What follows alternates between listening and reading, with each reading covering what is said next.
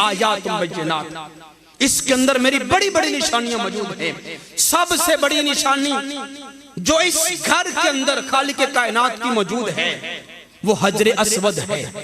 हजर अस्वद सरकार ने फरमाया ये ऐसा एक पत्थर है जो जन्नत से लाया गया, और इस पत्थर की खुसूसियत ये है इसके अंदर खालिक कायनात ने वो ताकत रखी है, इसको वो हाफजा दिया है, इसको वो नजर दी है।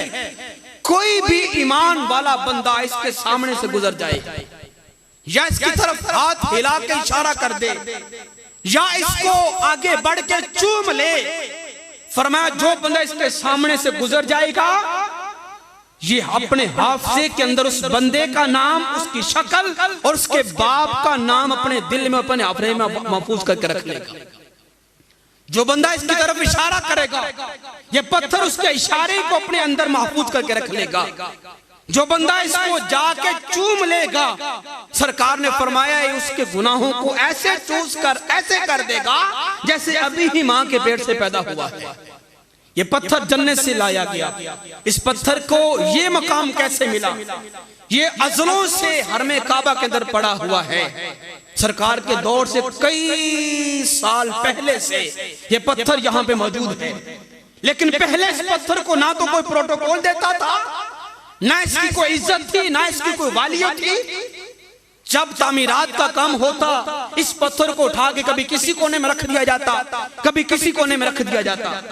आखिरकार जब सरकार का दौरे हयात आया, आपके मुकद्दस दौर के अंदर जब हरमे काबा की दोबारा मरम्मत का काम किया गया, इस पत्थर को दीवारा काबा के अंदर फिट किया गया, लगाया गया।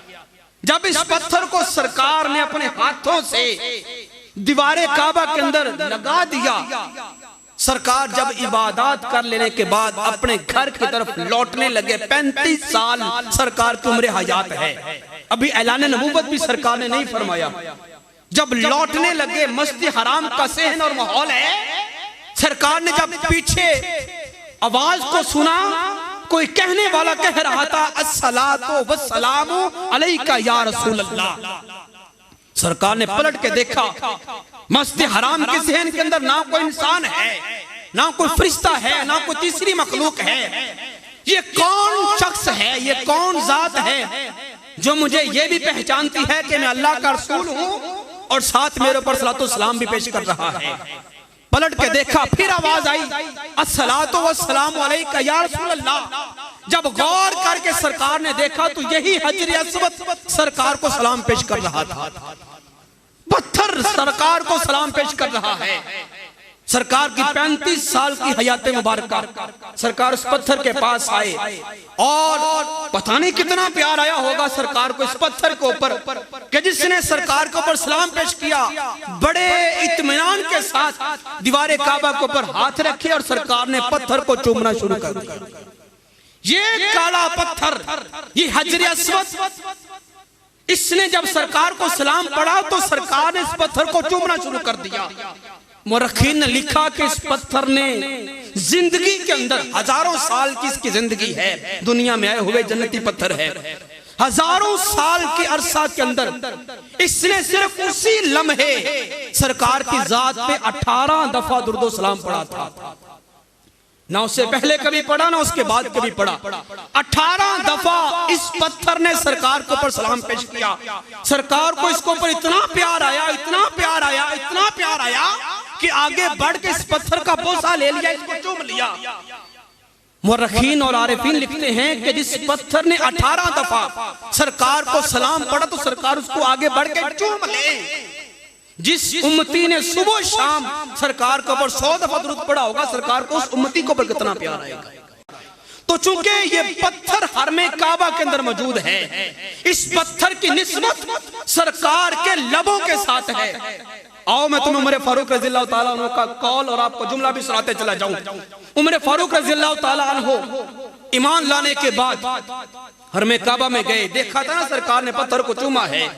हालांकि पत्थरों को चूमने से शरीयत मना करती है, इस पत्थर को सरकार ने खुद चूमा और इस पत्थर को यह तासीर सरकार के लबों के सदके से मिल गई।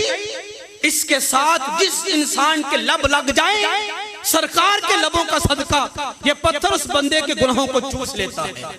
उसे यूं कर देता है जैसे आज ही मां के पेट से पैदा हुआ है। उमर फारूक जब हर में काबा में गए, देखा था मेरे आका ने चूमा हुआ है, इस पत्थर को बड़े इत्मीनान के साथ चूमा और चूम के पीछे हट गए और फरमाने लगे, पत्थर मैं उमर फारूक, मैं सरकार का सहाबी आज तेरे बोसे ले रहा हूं, तुझे चूम रहा हूं। इसका मतलब ये नहीं कि तू मुझसे अफजल और आला हो गया, तेरी इज्जत तेरा मकाम मुझसे ज्यादा नहीं, इज्जत और मकाम मेरा ज्यादा। मैं सरकार का सहाबी, चलता फिरता जन्नती, तो जन्नत से बाहर निकाला गया, मैं जन्नत का वारिस हूं, मैं सरकार का सहाबी हूं, इज्जत मेरी ज्यादा।